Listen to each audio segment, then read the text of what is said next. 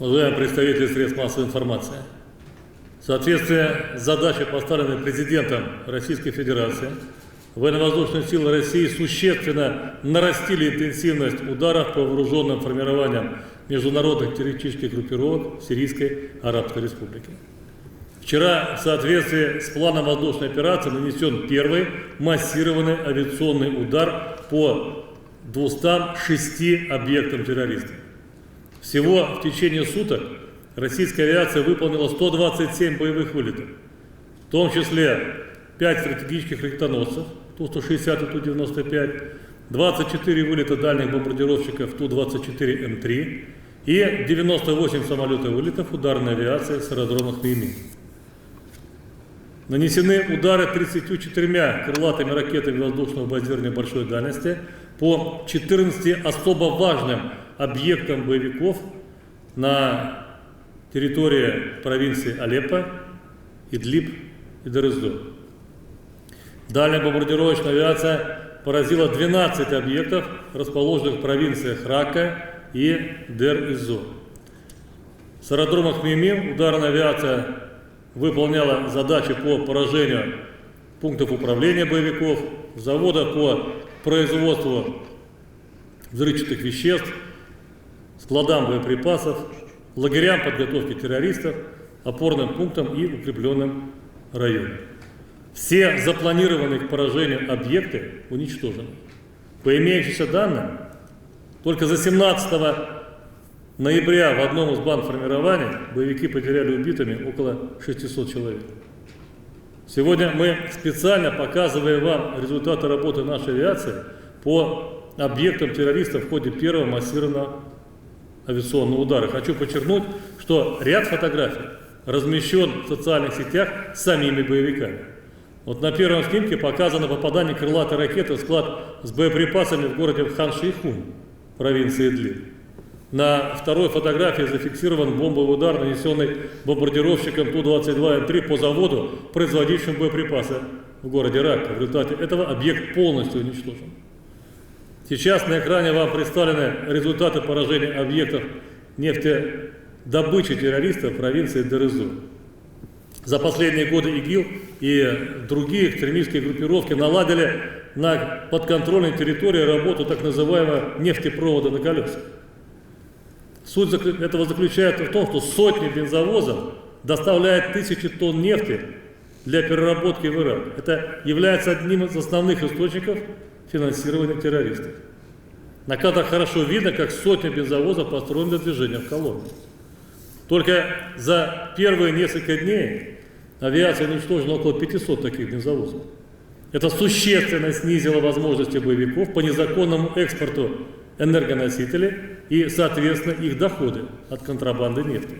Хочу отметить, что сегодня принято решение, в соответствии с которым российские боевые самолеты вылетели на так называемую свободную охоту за автомобильными цистернами, перевозящими нефтепродукты, принадлежащие террористам в районах, которые контролируются ИГИЛ. Кроме того, сегодня бомбардировщики Су-34 приступили к нанесению ударов по объектам переработки нефти. Как раз вы это можете видеть на своих экранах. Все удары российской авиации наносятся по заранее разведанным целям. Для повышения оперативности вскрытия объектов террористических организаций и точности определения их координат нами усилено ведение всех видов разведки на территории Ближневосточного региона, в том числе космической. Это позволяет обнаруживать новые цели боевиков и осуществлять их поражение в реальном масштабе времени.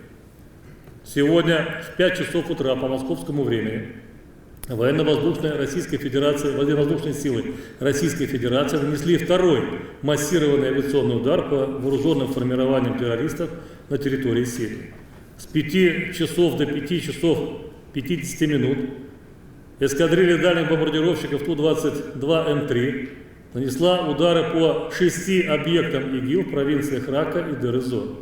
Целями для поражения стали склады боеприпасов, вооружения, скопления техники и тренировочные лагеря боевиков, а также мастерские по производству взрывчатки. С 9 до 9 часов 10 минут с территории Российской Федерации стратегические ракетоносцы Ту-160 осуществили пуски 12 крылатых ракет воздушного базирования по объектам ИГИЛ в провинциях Алеппо и Идлиб.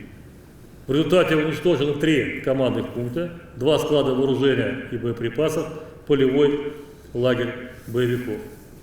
В течение дня ударной авиации с аэродрома Хмеймим спланировано 100 боевых вылетов по 190 объектам различных террористических группировок. На 16 часов выполнено 59 боевых вылетов, уничтожено 149 объектов. Хочу отметить, что удар российской авиации продолжается и сейчас, в настоящее время. Буквально несколько минут назад эскадрилья дальних бомбардировщиков Ту-22М3 нанесла второй сосредоточенный удар по очередным 6 объектам боевиков. Целями в этот раз являются узел связи, склад боеприпасов, мини-завод по производству взрывчатых веществ и заминированных автомобилей, а также база подготовки боевиков. Нанесение авиационных ударов продолжается в соответствии с утвержденным планом. Для обеспечения безопасности о времени нанесения ударов и коридорах пролетов заблаговременно уведомляются представители международной коалиции. Кроме того, в соответствии с поручением президента Российской Федерации Генеральным штабом разрабатываются предложения по совместным действиям против террористов с военно-морскими силами Франции. С прибытием авианосца Шарль-де-Голь к берегам Сирии будет организована совместная боевая работа. В завершение хочу сказать, что военно-воздушные силы России продолжают наносить массированные авиационные удары по террористам ИГИЛ по плану воздушной операции, и о результатах этой работы мы вас будем информировать максимально полно и оперативно. Спасибо.